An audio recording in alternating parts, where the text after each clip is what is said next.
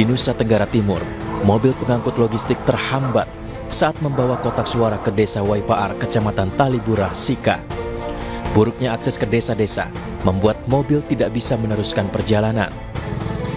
Akhirnya logistik pemilu diangkut oleh warga dibantu oleh petugas desa dengan berjalan kaki sejauh 8 km. Mereka bahu-membahu membawa 10 kotak suara beserta logistik lain menuju Desa Waipaar.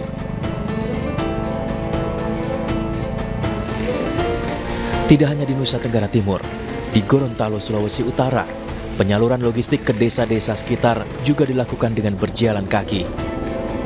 24 orang dibayar senilai 1 juta per orang untuk membantu pendistribusian logistik pemilu tahun 2024 ke daerah terpencil di Kecamatan Pinogu. Logistik pemilu dibawa dengan dipikul dan berjalan kaki selama 9 jam, menyusuri hutan Taman Bogani Nani, Wartabone di Gorontalo. Nantinya 40 kotak suara dan logistik lainnya akan digunakan di 5 desa di Kecamatan Pinogu. Distribusi dengan berjalan kaki dipilih untuk menjaga supaya logistik pemilu tidak rusak atau terjatuh akibat akses jalan yang terjal. Pendistribusian logistik di daerah terjauh dalam hal ini Pinogu itu kita laksanakan di hari Minggu, tepatnya pada hari ini. Nah, mekanismenya adalah ini menggunakan kijang. 16 personil dari kepolisian akan mengawal proses distribusi hingga disalurkan ke TPS masing-masing desa di Kecamatan Pinogu. Tim Liputan iNews melaporkan.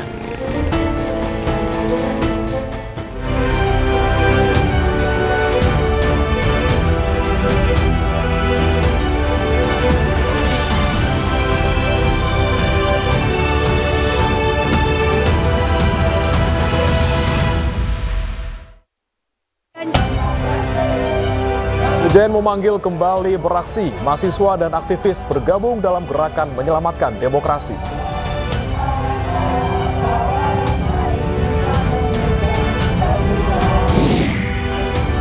Awas, imparsial temukan 121 kasus dugaan kecurangan pemilu.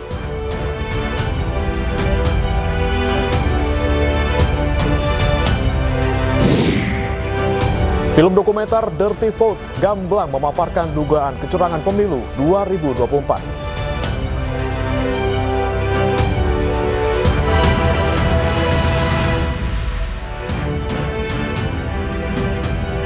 Selamat sore pemirsa, demikian tadi berita pilihan dalam iNews Sore bersama saya, Breman Atenaya.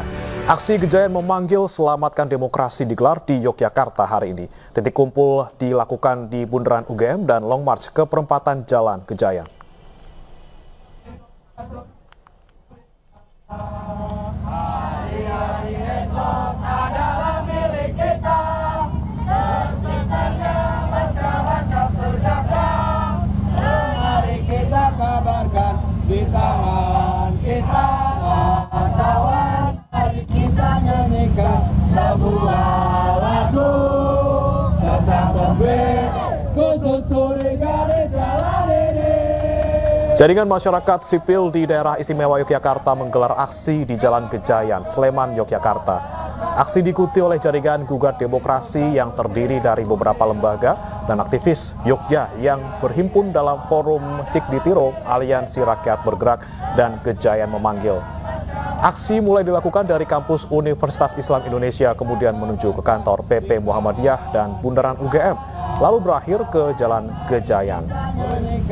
Kegiatan itu digelar untuk mengkritik pemerintah dan menuntut ditegakkannya hukum demi kemajuan demokrasi, terutama dalam pemilu 2024.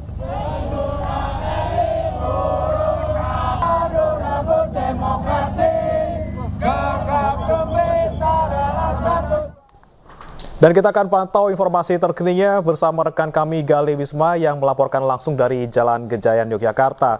Selamat sore Gali, apakah aksi sampai sore hari ini masih berlangsung dan bagaimana suasana di sana? Baik, selamat sore pemirsa yang ada.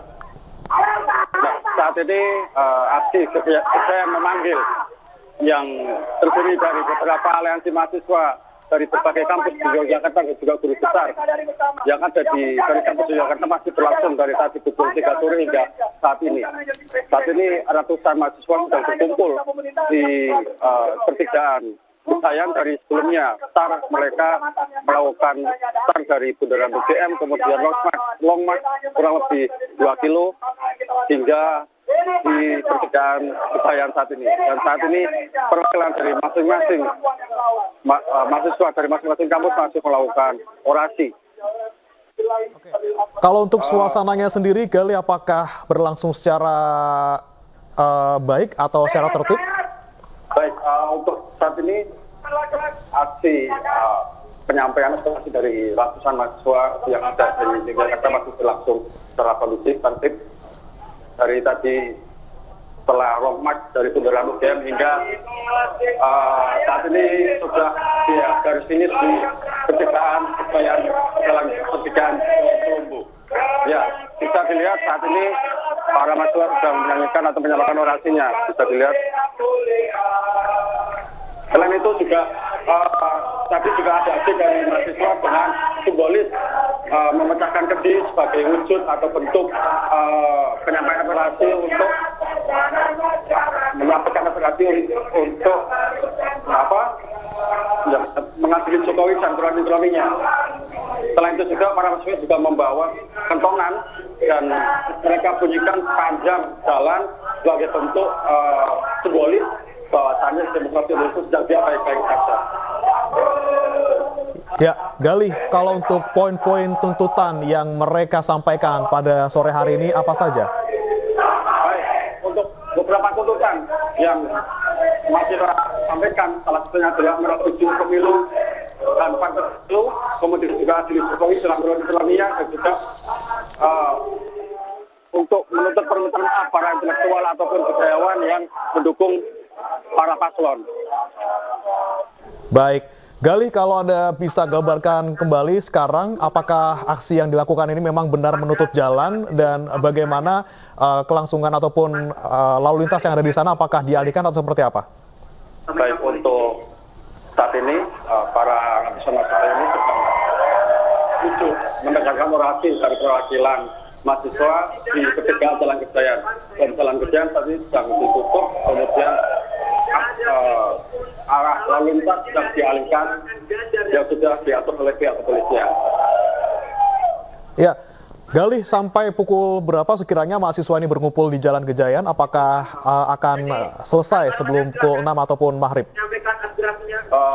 Sepertinya untuk aksi orasi yang akan disampaikan akan berakhir sebelum maghrib.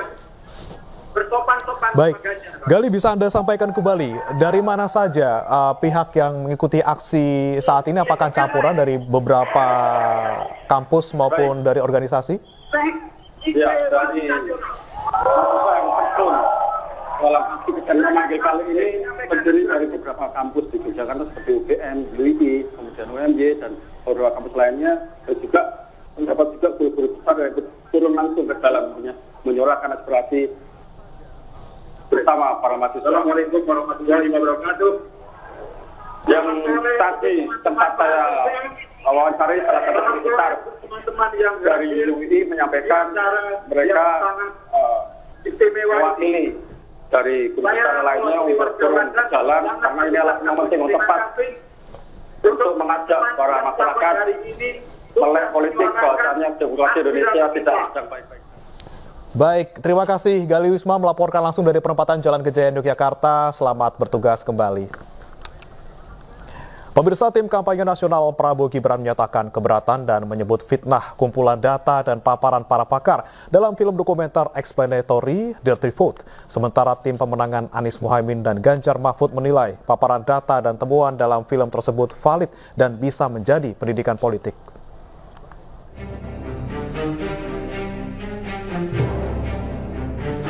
Film dokumenter explanatory Dirty Vote menjadi pembahasan di lini masa hingga menjadi trending topic. 3 pakar hukum tata negara yang menjadi aktor dari film dokumenter ini, yakni Bivitri Susanti, Ferry Amsari, dan Zainal Arifin Mohtar, memaparkan kumpulan data dan temuan beragam dugaan kecurangan pemilu 2024. Namun film yang dirilis 3 hari jelang pencoblosan pemilu justru dinilai tim kampanye Prabowo Gibran sebagai fitnah. Memang film ini sengaja didesain untuk diluncurkan di masa tenang ini, ya. Ya, karena cara-cara yang fair untuk bertarung secara elektoral sudah tidak mampu lagi mereka lakukan. Kita kan gini aja, kalau nggak suka dengan salah satu paslon, kan ini event pemilu. Ya kita dukung paslon yang lain, kita lakukan cara-cara yang sesuai koridor elektoral. Sementara tim pemenangan Ganjar Mahfud mengapresiasi film dokumenter Dirty Food sebagai film yang mampu memberi pendidikan politik. Anda tentu boleh tidak setuju dengan film ini, tapi menurut saya film ini adalah pendidikan politik yang bagus. Pendidikan politik yang penting buat masyarakat, buat kita semua, untuk punya kemelekan ya, atau literacy politik, political literacy ya, dalam memahami dinamika politik di Indonesia. Nah yang saya tidak mau adalah jangan baperan gitu. Banyak orang baperan kalau dikritik.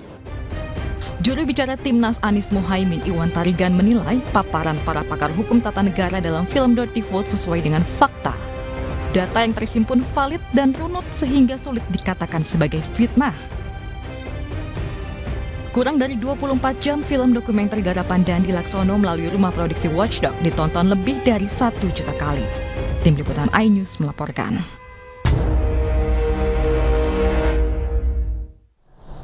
Badan Pengawas Pemilu telah memetakan tempat pemungutan suara atau TPS rawan pada pemilu 2024. Ketua Bawaslu Rahmat Bagja mengatakan pemetaan tersebut dilakukan berdasarkan 22 variabel dan 7 indikator. Bawaslu petakan tempat pemungutan suara rawan pada pemilu 2024 untuk mengantisipasi gangguan hambatan di TPS pada hari pemungutan suara. Hasilnya terdapat 7 indikator TPS rawan yang paling banyak terjadi, 14 indikator yang banyak terjadi, dan 1 indikator yang tidak banyak terjadi namun tetap perlu diantisipasi. Pemetaan kerawanan tersebut dilakukan terhadap 7 variabel dan 22 indikator, diambil dari sedikitnya 36.136 kelurahan atau desa di 33 provinsi, kecuali DOB, Papua dan Maluku Utara yang melaporkan kerawanan TPS di wilayahnya. Pengambilan data TPS rawan dilakukan selama 6 hari pada 3 sampai 8 Februari 2024. Variabel dan indikator TPS rawan adalah sebagai berikut. Pertama, penggunaan hak pilih, DPT yang tidak memenuhi syarat, DPTB, DPK dan KPPS di luar domisili. Kedua, keamanan, riwayat kekerasan dan atau intimidasi. Ketiga, kampanye, politik uang dan atau ujaran kebencian di sekitar TPS. Keempat, netralitas penyelenggara, ASN, TNI Polri, kepala desa dan atau perangkat desa. Kelima, logistik, riwayat kerusakan, kekurangan, kelebihan, tertukar dan atau keterlambatan. Keenam, lokasi TPS sulit dijangkau, rawan bencana, dekat dengan lembaga pendidikan, pabrik atau perusahaan, dekat dengan posko atau rumah tim kampanye peserta pemilu dan atau lokasi khusus. Masa tenang pemilu 2024 dimulai sejak 11 Februari dan akan berakhir pada 13 Februari 2024. Bawaslu mengimbau menaati aturan selama masa tenang atau disanksi pidana jika melanggar aturan. Tahapan pemilu 2024 telah memasuki masa tenang dimulai sejak 11 Februari dan berakhir di 13 Februari atau sehari sebelum pencoblosan. Badan Pengawas Pemilu mengaku telah mengeluarkan surat imbauan kepada partai politik, tim pelaksana kampanye, serta seluruh paslon untuk bisa mematuhi aturan yang ada. Berdasarkan Undang-Undang Pemilu, selama masa tenang dilarang melakukan aktivitas kampanye, menjanjikan atau memberikan imbalan kepada pemilih untuk memilih calon atau partai politik tertentu. Selain itu, media massa juga dilarang menyiarkan iklan atau rekam jejak peserta pemilu dan mengumumkan hasil survei atau jejak pendapat tentang pemilu. Untuk mengawasinya, Bawaslu akan melakukan pengawasan di lapangan dan patroli cyber selama 24 jam. Di masa tenang ini untuk memastikan tidak ada yang dilanggar berkenaan dengan aktivitas yang sedang berjalan. Yang ketiga, dalam konteks ini juga Bawaslu memastikan patroli cyber ini menyasar seluruh media sosial yang terdaftar di KPU untuk memastikan media sosial ini telah ditutup sehingga seluruh informasi memang bisa membuat terang benderang seluruh publik. Adapun sanksi yang diberikan adalah pidana penjara 4 tahun dan denda Rp48 juta bagi orang yang menjanjikan atau memberikan imbalan. Sementara untuk orang yang umumkan hasil survei atau jejak pendapat akan disanksi penjara maksimal 1 tahun dan denda Rp12 juta. Meski sudah masuk dalam masa tenang, namun sejumlah alat peraga kampanye di kawasan Tanjung Priok, Jakarta masih banyak yang belum diturunkan. Petugas Satpol PP terus berupaya melakukan penertiban.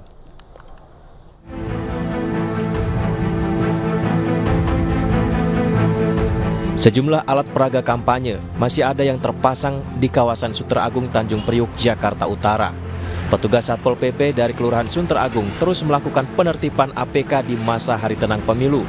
Petugas membongkar spanduk-spanduk yang terpasang dengan bambu. Dalam rangka memasuki hari tenang untuk masa kampanye, jadi kita pagi ini meneruskan penertiban untuk alat peraga kampanye di Jalan Danau Sunter Barat. Untuk waktu yang kemarin kita sudah laksanakan penertiban di Jalan Danau Sunter Utara dan wilayah yang lain. Untuk hari ini yang kita teruskan adalah Danau Sunter Barat, karena di Danau Sunter Barat ini adalah jalan utama dan masih banyak APK yang belum ditertibkan.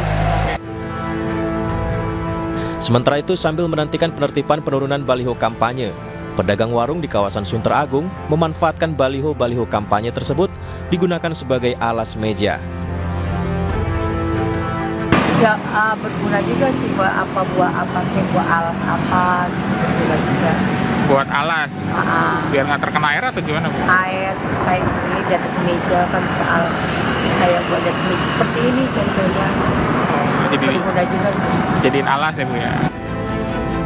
Komisi Pemilihan Umum sudah memberikan waktu 3 hari setelah kampanye untuk masa tenang dan tidak boleh adanya kampanye dan alat peraga kampanye di semua wilayah. Dari Jakarta, Sofyan Firdaus, iNews melaporkan. Di hari kedua masa tenang pemilu, petugas gabungan terdiri dari Bawaslu dan juga Satpol PP menertibkan alat peraga kampanye, mulai dari poster hingga baliho berukuran besar yang terpasang di sepanjang jalan protokol hingga ganggang desa. Petugas kesulitan karena APK terpasang di area persawahan hingga tiang listrik.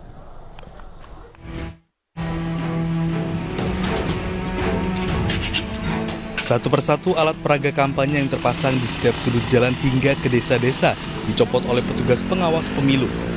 Di Kabupaten Tangerang, Banten, petugas turun ke area persawahan dan melepas alas kaki untuk penertiban APK.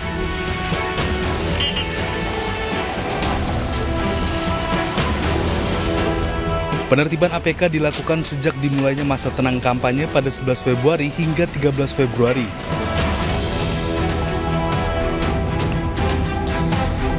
Baliho-baliho yang ditaruh di tempat yang tinggi, jadi kita mungkin kurang antisipasi untuk peralatan. Tapi overall sih semuanya juga teratas. Di Semarang, Jawa Tengah, petugas gabungan dipecah untuk mempercepat proses pembersihan APK yang tersebar di 19 kecamatan. Selain di jalan protokol, Bawaslu Kabupaten Semarang juga berkoordinasi dengan Panwascam untuk menertibkan peraga kampanye di permukiman warga. APK yang ditertibkan ini tidak akan dikembalikan kepada peserta pemilu karena menjadi barang hasil operasi. Ketentuan di masa tenang ini, semua alat peraga kampanye kan sudah harus dibersihkan. Untuk memenuhi ketentuan itu, kita sekarang lakukan pembersihan alat peraga kampanye. Di sini ada tim tingkat kabupaten. Begitupun di Salatiga, Jawa Tengah. Di hari kedua masa tenang pemilu, beragam alat peraga kampanye mulai dari poster, bendera, hingga baliho yang bertebaran di wilayah Salatiga dibersihkan. Selain di jantung kota, penertiban juga dilakukan di jalur protokol dan jalan lintas penghubung. Sepanjang melakukan penertiban, petugas berhasil menurunkan belasan ribu alat peraga kampanye. Kami sediakan pickup dan armada lain seperti truk. Nah, itu kita gunakan untuk mengangkut alat peraga yang sudah diturunkan. Sementara itu di Pasuruan, Jawa Timur, spanduk berukuran kecil hingga sedang dirobohkan. Selanjutnya dilipat untuk disimpan di kantor Bawaslu di Jalan Untung, Suropati. Khusus untuk baliho ukuran besar, tim gabungan mengerahkan mobil perbaikan penerangan jalan milik Disub Pemkot setempat untuk menurunkan APK raksasa para caleg. Petugas harus ekstra hati-hati karena banyak APK caleg yang dipasang berdekatan kabel PLN. Tim Liputan iNews melaporkan.